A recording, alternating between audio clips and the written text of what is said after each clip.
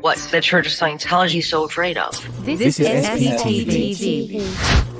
Welcome everyone back for some more SPTV. I'm here today with Jeffrey Augustine. How's it going, Jeff?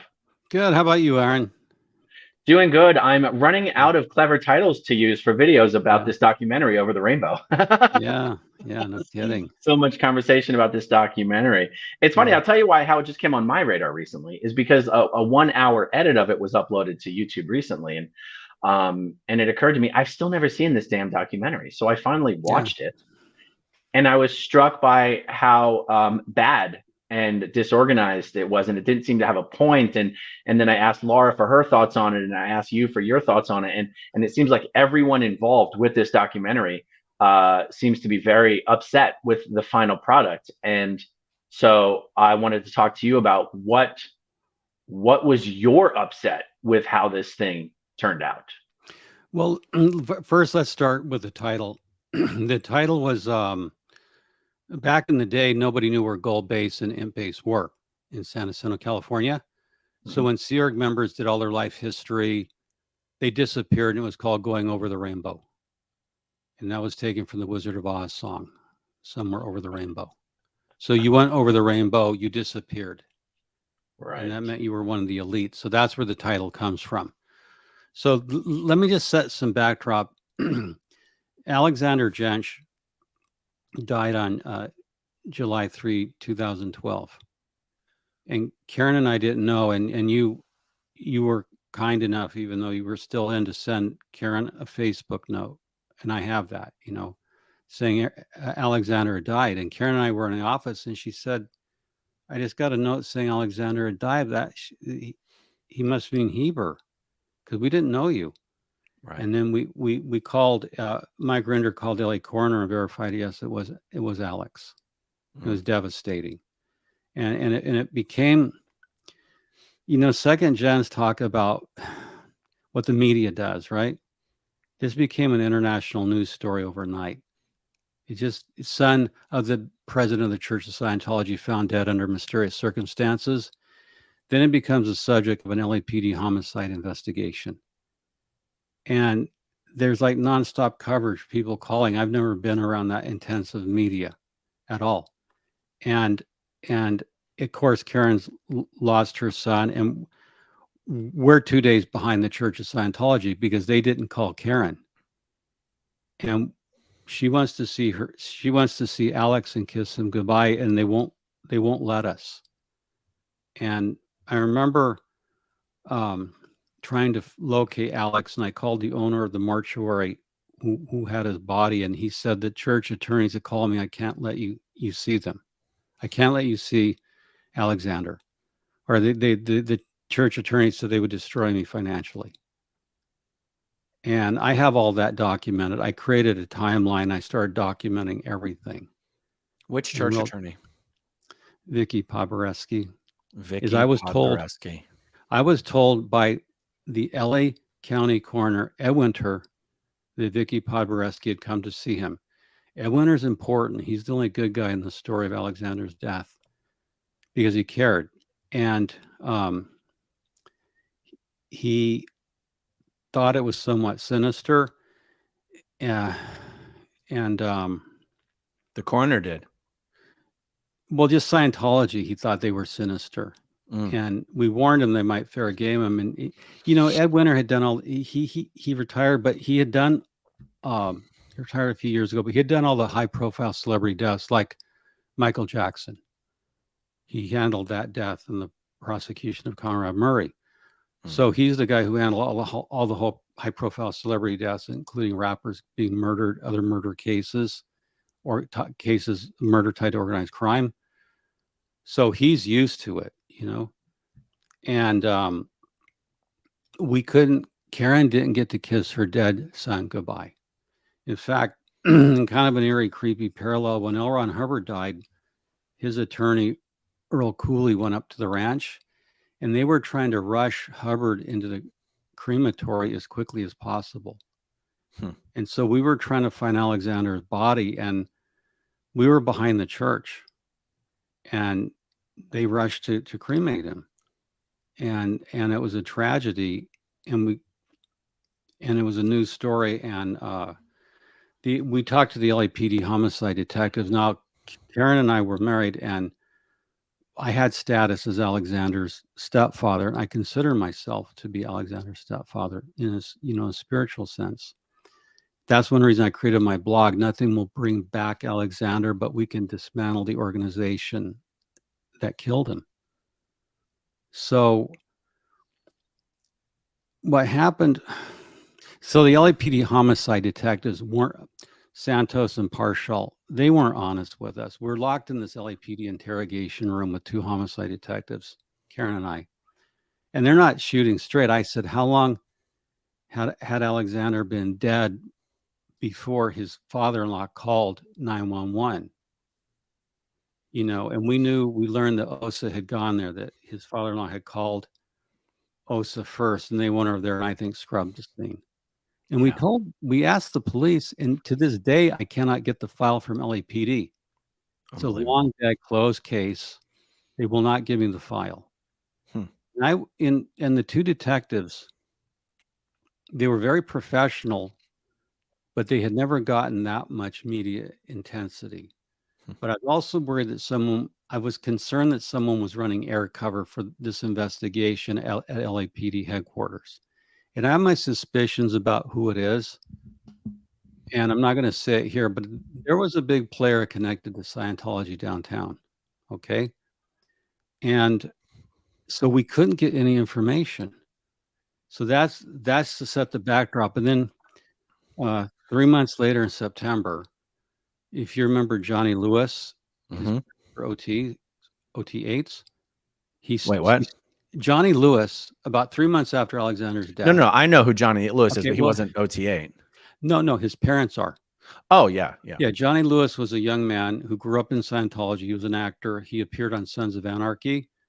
About 5 minutes from here, where we live in Los Feliz, California, one night, Johnny Lewis murders his landlady, who's 81 years old, and she lives on a hillside. And then he kills her cat. And then in the darkness, he walks off the roof of the garage, which is like 3 stories up, and he kills himself. He either walked off and didn't know where he was at, or he killed himself. We don't know. So Stan Gerson, who's an OT, writes a letter in this forum that gets leaked that says, what's happening to our Scientology children? Stan Gerson said that? Yeah, I have it. Holy shit. You got to send that to me. Stan, you made your kids grow up in a cult. They're under L. Ron Hubbard's hellish nightmare system, authoritarian system. You stole their childhood. No, that's scandalous for a Scientologist to say that to. Did he post that in a forum to other Scientologists? It got leaked to me. Yeah, I have. No, but I mean, did he post it? He posted it in a Scientology forum. That's That's scandalous to say something like that, because it's a generality. I'm describing it as a Scientologist would. Please. It's a generality. It's sort of forwarding an enemy line. It's sort of en theta. Like it's taking. Don't get me wrong. I love the fact that he said it, but I'm saying the fact that he did it would have been something that would have gotten Stan reported by most Scientologists in that forum. Yeah, I would think so. And but he did write it. Now, Stan Gerson knew Alex, and he spoke at Alex's memorial. Karen and I had a big, because we couldn't give out Alexander a send-off, we chartered a yacht and invited everybody aboard. And it was so kind. Everyone came. There was an outpouring of love, and we scattered rose petals on the water in lieu of Alexander's ashes. So we gave him our own send-off. And everyone was so kind who attended. And so the church celebrity center felt like they had to do something. So they had a service where Stan Gerson spoke, and that was the last known appearance, to my knowledge, of Heber Jensch. Heber showed up. Heber was there?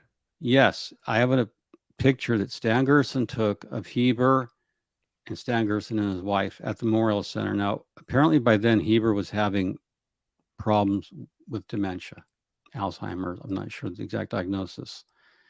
And so watching the parents, you know, and the thing is, Alexander had to disconnect from his mother.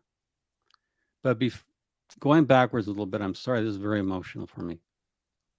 The last time Alexander and Heber were together, Alexander was still in touch with his mom, right? And so Alex gets a rare date with Heber. And they're driving back to the base. And Heber's been in the hole. And Alexander, as he tells the story to his mother, Karen, and she'll come on and tell you the story, Alexander says, Dad, why don't we just keep driving? Meaning, why don't we blow and leave the Sea Org? Because Alexander never really knew his father as much as he wanted to. And Heber said, son, I can't go. I've done too many terrible things. That's what Heber Jensch had run on him, being in the hole. You've done terrible things. You're a criminal. He couldn't leave. So then Karen was posting on the internet under a screen name, and Osa found out who she was, and she was declared. And you know, the thing is, Alexander died ultimately of pneumonia, and if his in-laws, his OT in-laws, had just taken him to urgent care and got antibiotics, or called us, we would have taken a Cedars-Sinai and got full medical workup. I mean, money was no. You do anything for your kids, you know. We didn't know, and Alexander couldn't call us, and it was a huge tragedy. And there's so much tragedy in the second gen. And when Johnny Lewis killed his landlady and then killed himself, yeah, and Stan goes, what's happening to our children? Well, they grew up in Scientology is what happened to them. Yeah. They never had childhoods. They're the nightmares, Aaron. And so in this context, we get contacted by Jeff, who made Over the Rainbow. So that's the backdrop of the film. Karen and I get told that the story is going to be about second gen, people who grew up in Scientology, in the Sea Org in particular, and the hell they went through, like Lara. So that's what we get told. And then Jeff makes part of the film, and then he runs short of money, and then he comes back to complete it sometime later, right? And the final product is, I'm thinking, what the fuck was that? That's not even close to what we talked about. That's not even close. I don't know what, like, there's a review online, and that there might be more than one version of the film. I don't know. I called Jeff. He never contacted me back. And no, it's a pile of garbage. I don't know what the hell he did. How much of the information about Alex was shot for the documentary? Quite a bit. I went through what I just told you about the LAPD, all of that, about Johnny. I went through the whole thing. Wow. I wanted the story to be told because the context of Alexander's death is part of the larger context of second generation Scientologists like yourself. And I wanted that story to be told about the kids, about the children. You know, I lived for many years 15 minutes from the ranch up in, Bouquet Canyon in Saugus. I used to drive by it all the time. And, Karen would go there to see Alex, and she would make sure that the kids, Alex's friends whose parents were never there or they were absent, that they had jackets for the winter. Karen would buy clothes and shoes, all kinds of things, that help take care of the kids. And I wanted that story to be told about the ranch because I was filming at the ranch. I'm old guard, and that simply means I was working as a critic before Anonymous. Okay. I went out there to take pictures and I got harassed. There was like these two goons on motorcycles came out of the ranch because I wanted to document child labor going on there. Because I would drive by sometimes and see kids like digging ditches, like some stuff you wouldn't let kids do. I wanted to document it for the authorities, and I got these two goons came out, told me to get out. I was trespassing. I was on county land. I told them to go to hell. I take pictures, and then all the kids were put in, right? And so whatever, when I saw the final product, Karen was mad.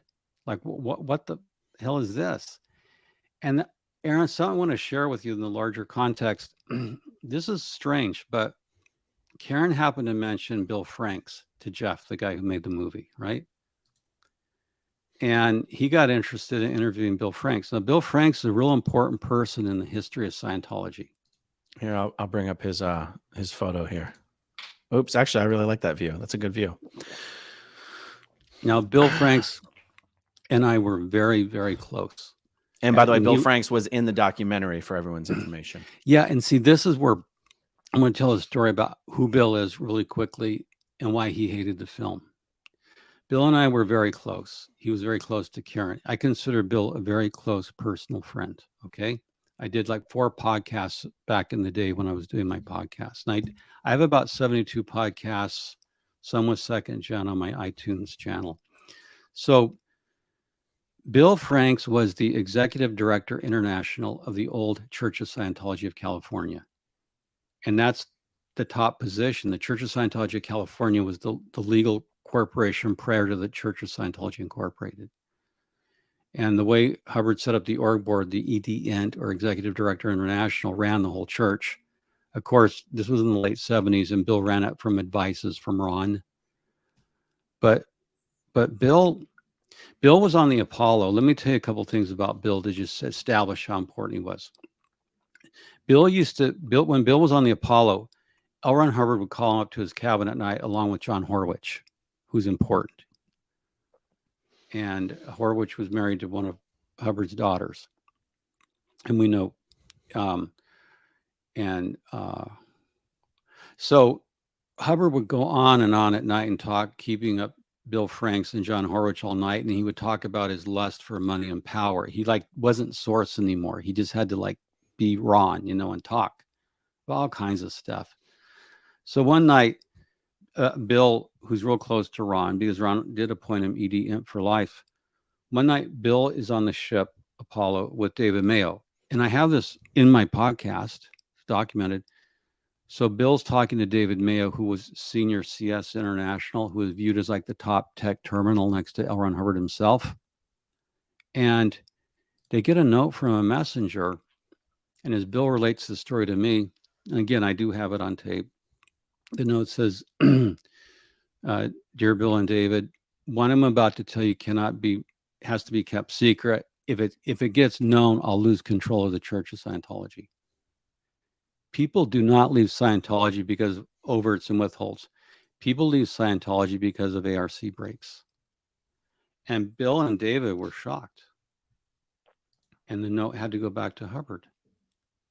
Another thing Bill told me, and I have it on tape on my interview, when Mary Sue Hubbard was arrested in Operation Snow White, a legal defense fund was put together called the Safe Environment Fund for the 11 people arrested.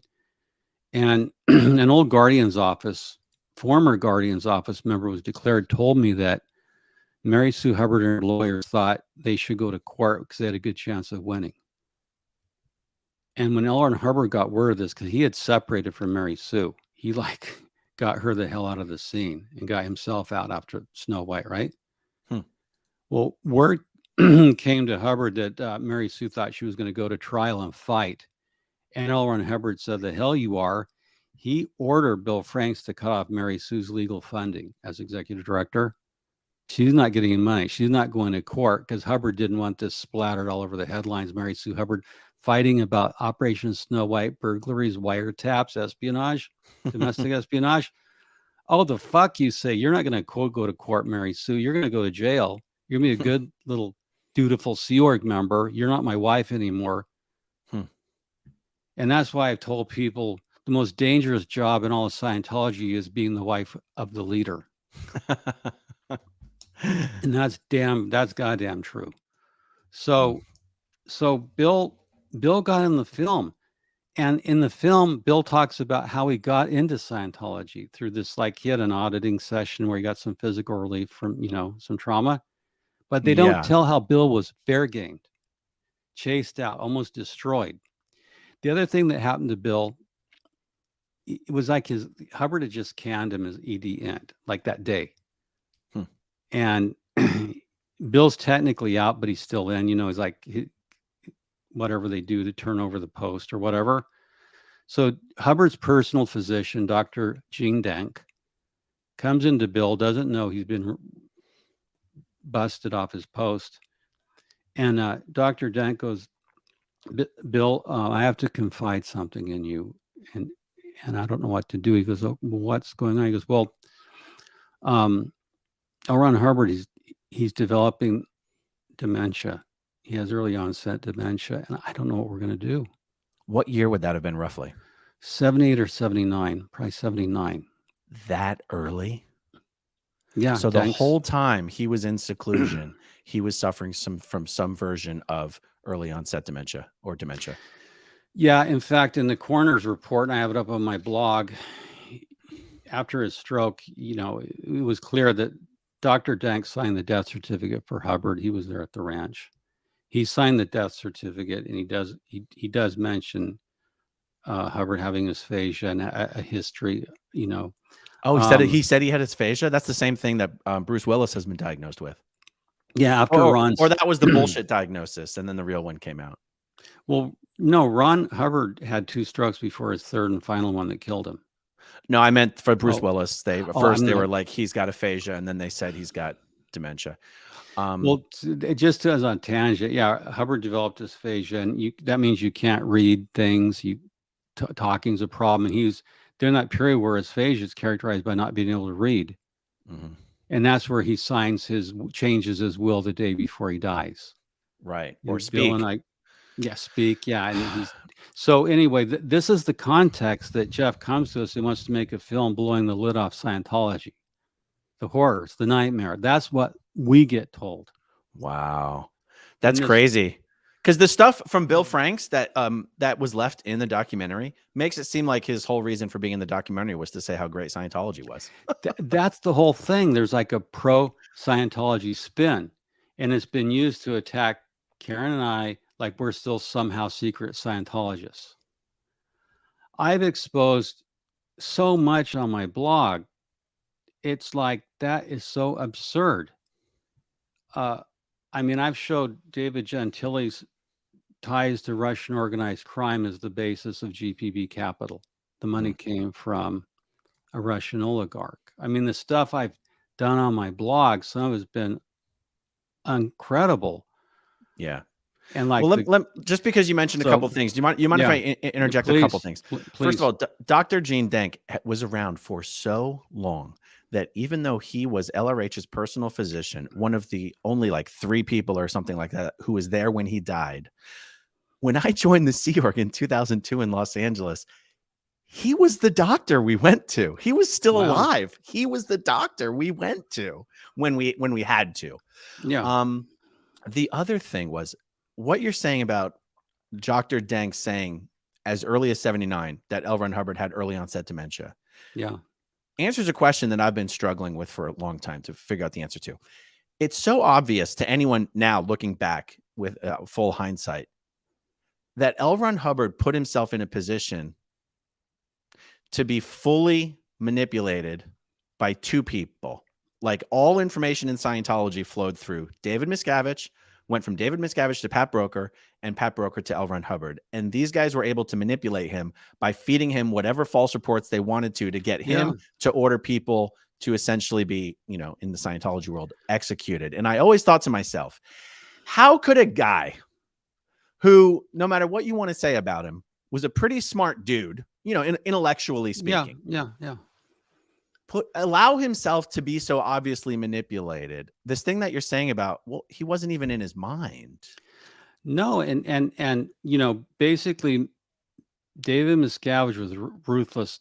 Dee Riesdorf was making the runs supposedly initially, and she didn't want to go out driving at night because they would meet out when traffic between L. Ron Hubbard and the church went. You had to meet out in the middle of nowhere, like at phone booths in the middle of nowhere. Yeah. And so David Miscavige took that over. Yeah. Ron, Jesse Prince, I interviewed him, and L. Ron Hubbard ordered Jesse Prince, who was the man, if you got sent to Jesse Prince for a psych check, you were basically done because he struck terror into the hearts of everyone, when he was on post. So L. Ron Hubbard ordered David Miscavige to be checked by Jesse Prince. And as Jesse Prince tells me in his podcast, David Miscavige's attitude is, if I have to get SEC checked, I'm taking down everyone with me. And he was scared. And Jesse Prince SEC checked the hell out of him. And David went to Pat and said, this can't get to the old man. And David Miscavige reportedly said later, the best thing that can happen for us is if the old man dies. I want to point something out. L. Ron Hubbard is up at the ranch. He has a stroke. He's worth several $100 million. Nobody calls an ambulance to get him to a hospital. That's right. That's what you do with an elderly person who has a stroke. Hell, they had helicopter medevacs. They could have transported him by helicopter to UCLA, one of the best hospitals in the world, Cedars-Sinai. No problem, maybe 90-minute helicopter ride. Instead, they leave L. Ron Hubbard in his Bluebird motorhome, and Denk prescribes the psychiatric medication Vistarol, which is given to, back then was given to elderly people who were dying to help ease their transition. So they keep him in his Bluebird motorhome, and Denk is the only one who could prescribe. And that's what happens, you know? So, wow. So you have such a powerful context, Aaron. And I'm thinking this is what Jeff is going to do in Over the Rainbow. And instead we get this pile of unrecognizable garbage. Yeah, it looks dirty. Sure. And Jeff would never contact me. Like, I want to know what Bill Franks was furious. He called me up. He called me and said, hey, I got the copy. What the hell is this? This is not what I did with this guy. Bill Franks told me this looks like the church got to him. Wow. So that's why I mentioned Bill Franks, as he was in the film. We were talking. He called me and goes, what the hell is this about? It looks like the church got to him. I said, yeah, Bill, that's what it looks like. And then this is what's so weird. If you look at Jeff's, his spelling of his last name is Peixoto. If you look at his IMDb page, he's done only that one film. He worked in the electrical department, and he worked on some films, but this is his only film. He's not made one since. He never did make one before. He didn't make one after. Interesting. And so, yeah, so it's been spun up. So it makes us look like we're pro Scientology. And it's crazy because I was talking about how when you're inside a faith tradition or a church, that's your reality. And once you leave it, once you leave the bubble, and you see the truth, you can see you've been lied to.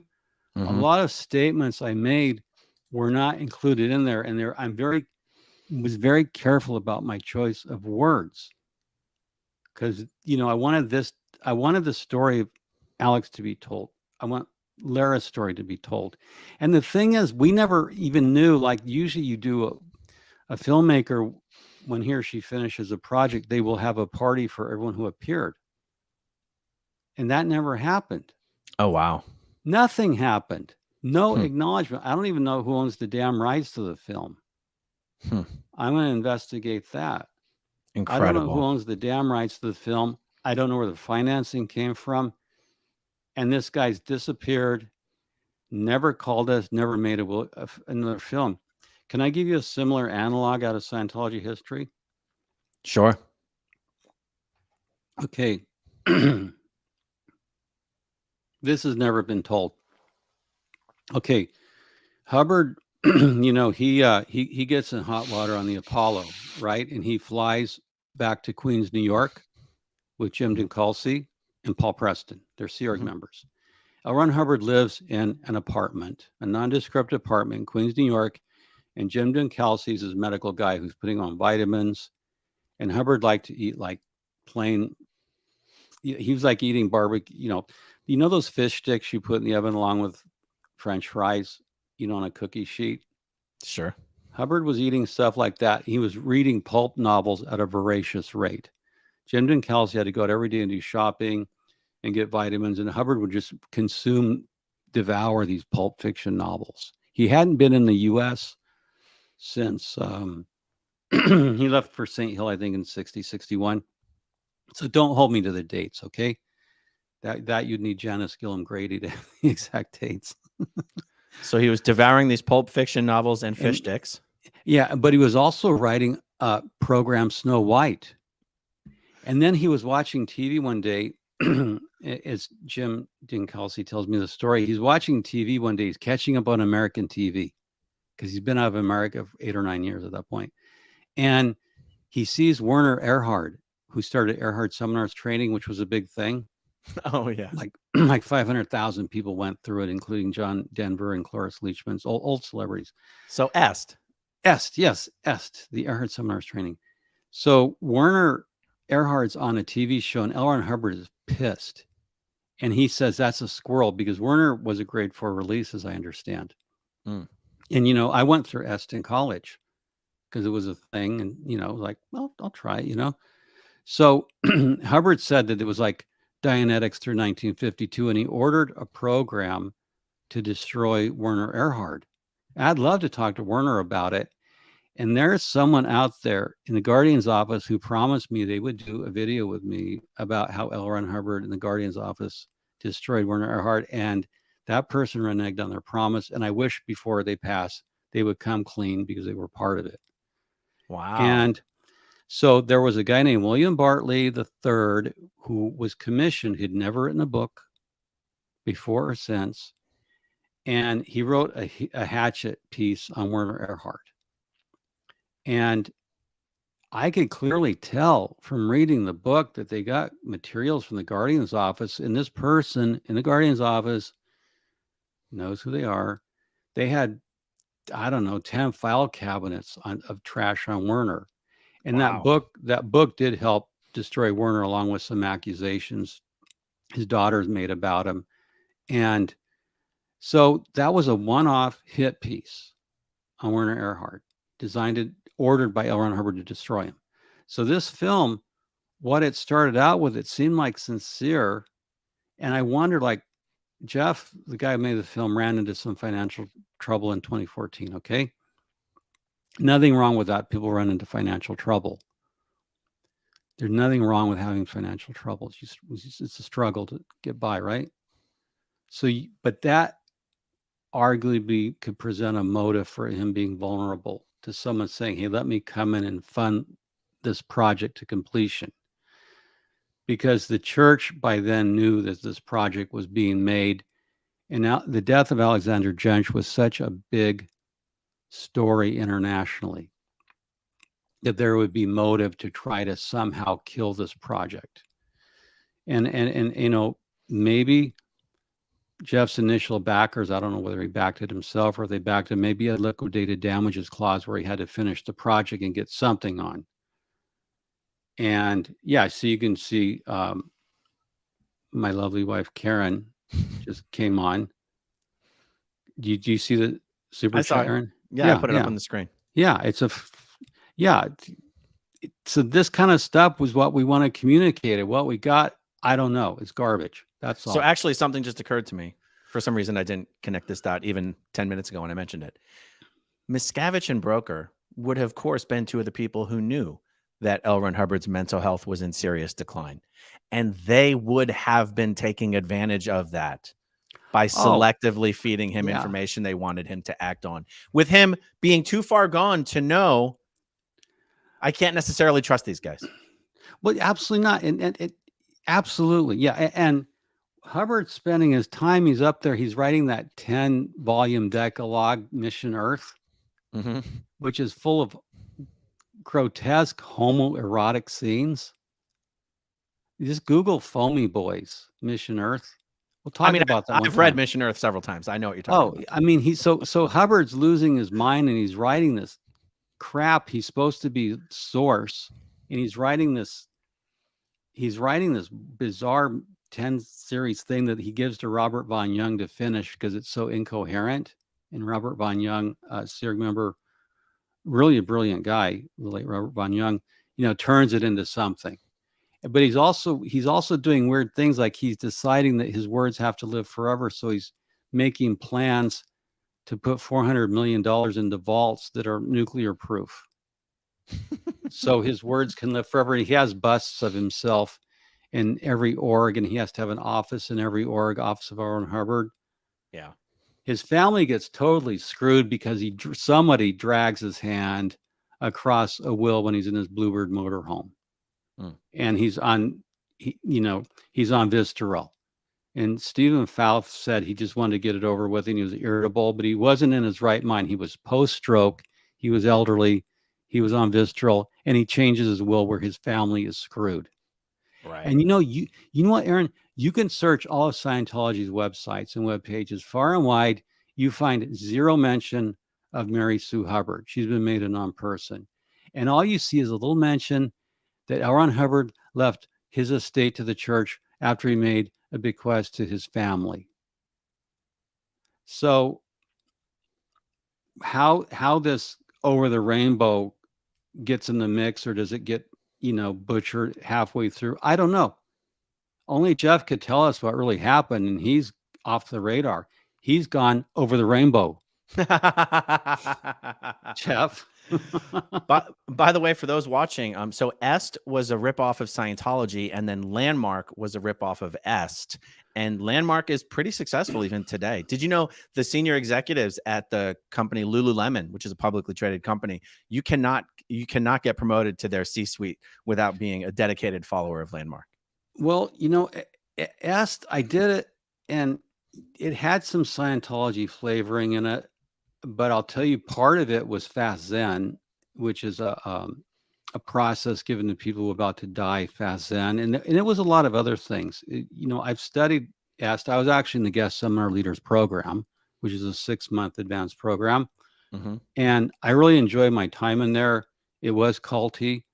I was a little bit too culty in there, but it was really interesting. I was at the Newport Beach Area Center, which was the happening place where Werner Erhard's brother Nathan was there. He was one great guy. His sister was there. So for me, so you knew the guy? Well, no, I didn't know Werner. I saw Werner. I saw him speak several times, but I knew his brother, who's a great guy. And to me, I think, what I think the biggest mistake was in wandering off topic. Go ahead. If Hubbard, instead of destroying Werner, had just said, "Hey, let me buy you out," you would have had 500,000 people in EST go right on into Scientology if Werner had said to do it. But the other interesting thing, Aaron, sometimes Scientologists got sent in to disrupt the meetings and scream and make a freak show. Oh, for real? Yeah, they sent in people to disrupt the meetings. Wow. And then so it was an interesting happening thing at the time, right? And then Werner left and sold his interest to his brother, and he went to Japan for a while, in Russia, where he had a big consulting practice. So it was an interesting phenomenon, and then it spun off into Landmark. So yeah, it's a thing. It's a going concern, but it has some Scientology elements, but I really didn't see as much. But Hubbard was furious because he felt like Werner was ripping him off. Now, what I did learn later, Werner actually hired a staff auditor to sec check the EST trainers. Really? So Hubbard was, God. Hubbard was up at the Franklin House. Oh my God. And he had some staff, a lot of former Scientologists who were disenchanted with Scientology went into EST, because I met probably 5 or 10 people who left Scientology. Yeah. I had done, like there's a category we need to have. You know how you have Publix, Sea Org, and Never Ends? Well, you have to have a category for me, like a little bit in, but it got the hell out. That's funny. The only reason I even know what EST is because L. Ron Hubbard created a little dedicated auditing action and a specific auditor training course to fix people who'd been messed up by EST. Yeah, it's called the EST Repair Rundown. That's right. And what L. Ron Hubbard says in that, I've read it to see if I needed to be fixed. It said that EST can turn things on, but they cannot turn things off. Oh, there you go. I mean, that's and what L. Ron Hubbard says about everything. Well, in Scientology, that term "turn on" is like your implant got turned on. So we have for stimulating things, Yeah. So anyway, so that's the context, and I think Bill Franks is an important part of the story because look. I denounce Over the Rainbow. Karen denounces it. Bill Franks denounced it. Lara has denounced it.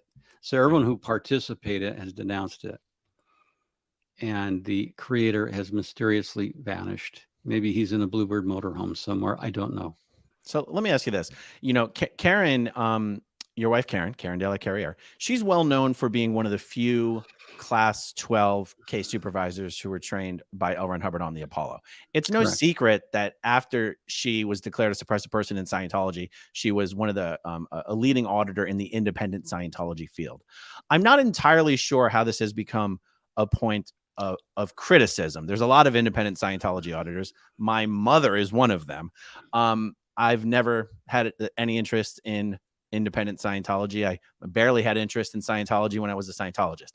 But what is the contention that has come up about Karen having been an independent Scientology auditor, or when did she decide to no longer do that? Oh, a long time ago. You know, well, first let's clarify terms. When Mike Rinder, Marty Rathbun, you know, Amy Scobie, Matt, the whole crew, the whole older executive strata, a lot of them blue. They were called the Indies, the Independents, right? So were they called the Indies because they blew, or because they were still practicing Scientology? No, both, because they believed in independent Scientology. Mm-hmm. And that came in a lot of flavors, from really ultra hardcore to very flexible, like we don't have to be hardcore. So when you say Indies, it's not a monolithic thing, because some people were hardcore.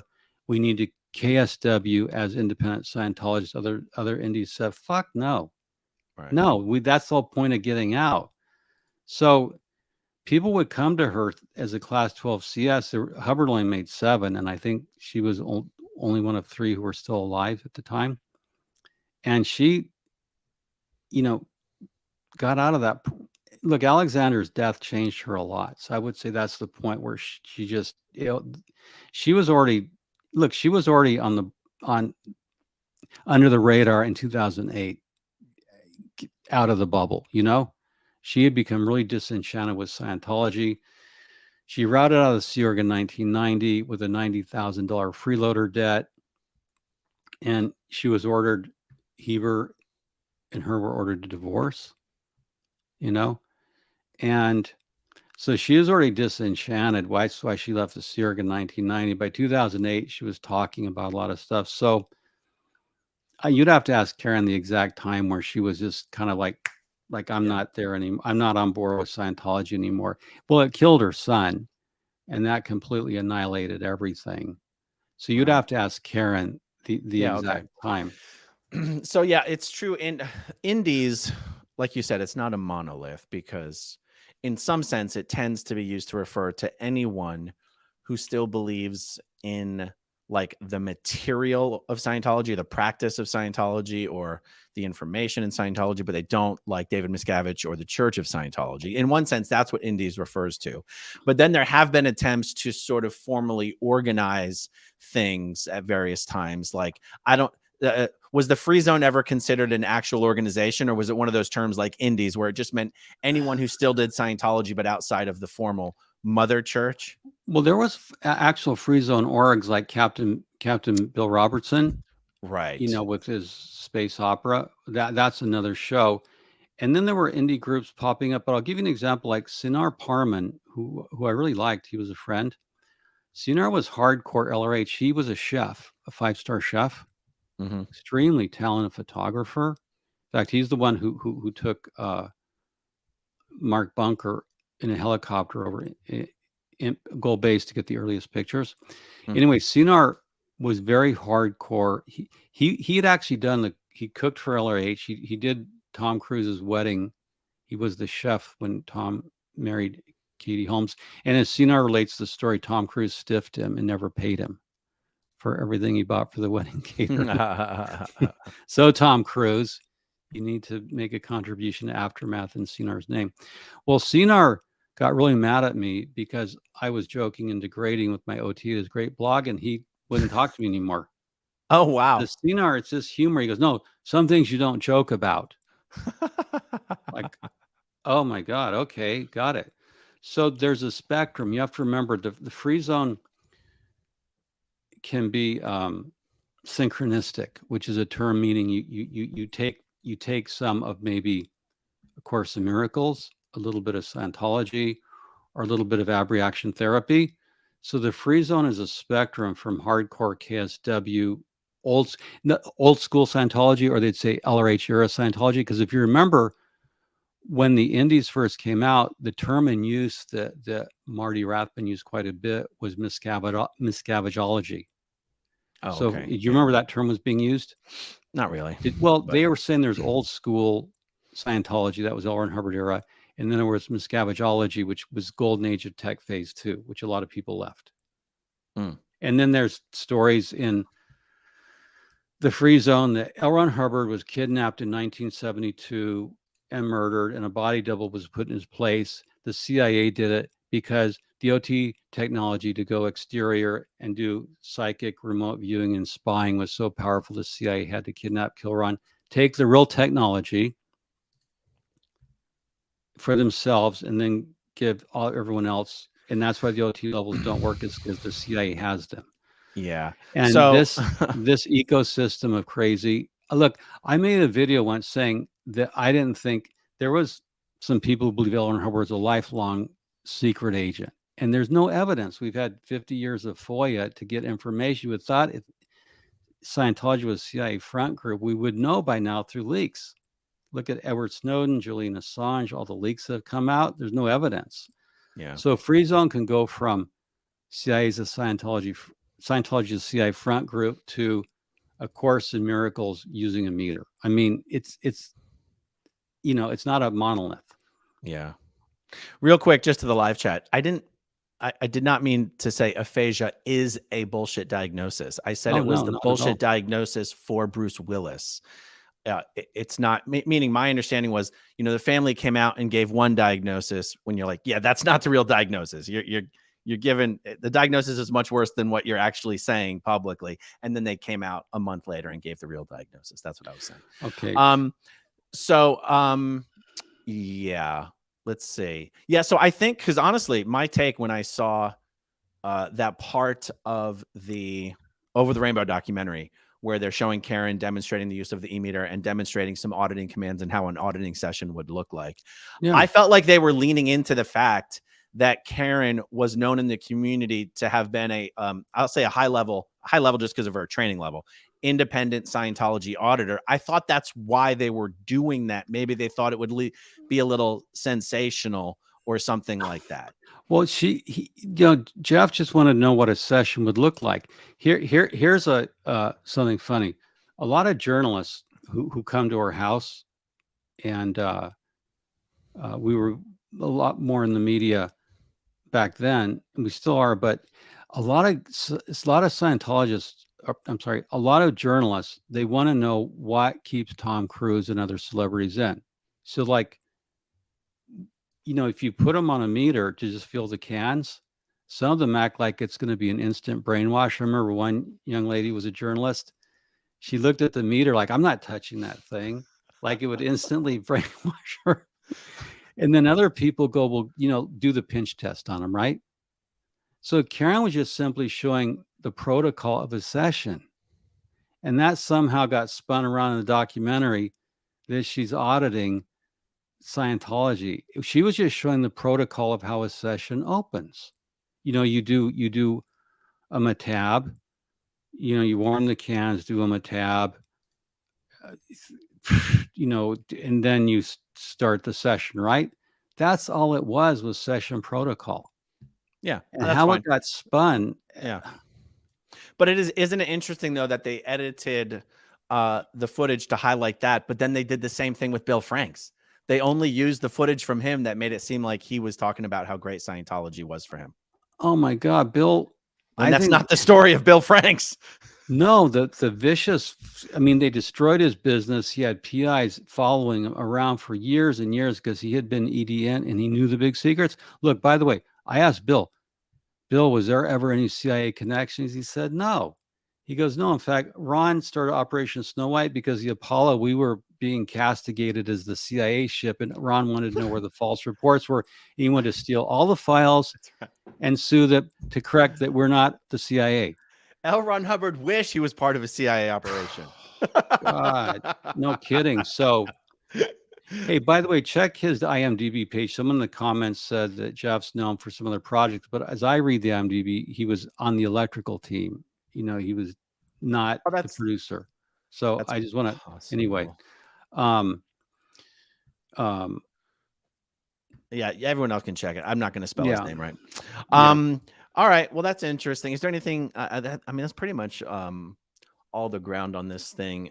Like, I really wanted to cover the Alex stuff. Yeah, I think you should do that with Karen because you know I did keep a literally minute by minute. I have the chronology. If you want to do that, I can do the chronology and really go into that as a different podcast. Yeah, because I do have unbelievable amount of notes and documentation I kept. Yeah, awesome.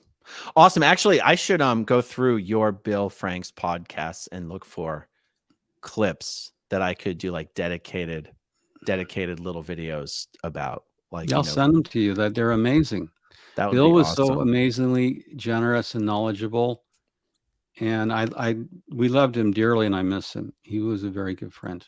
It's crazy. I was saying to you before we started that, you know, I wish Bill had been around during a time like now where anyone can have a platform and tell all their stories, because in the history of Scientology, Bill Franks was a pretty important player.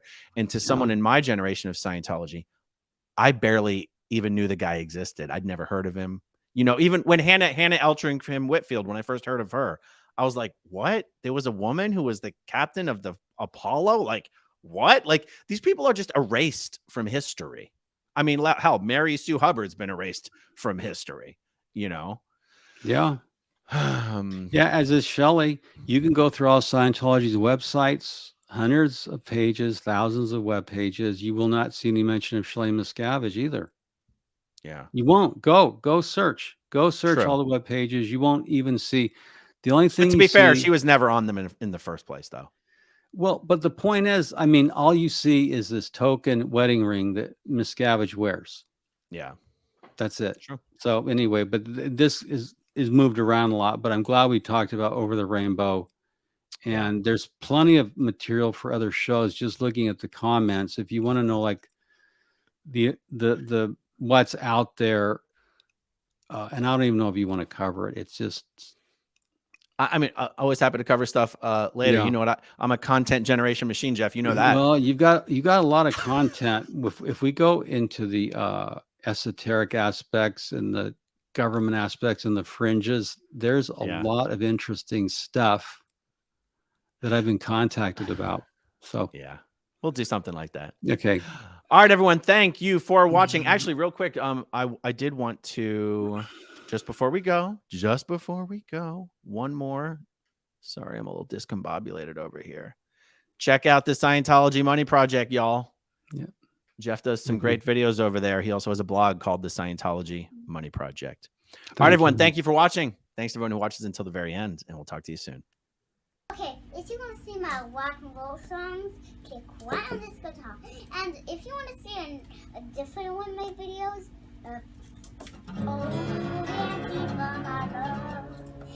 then you could click right inside here. If you have subscribed or not, subscribe right here. Bye.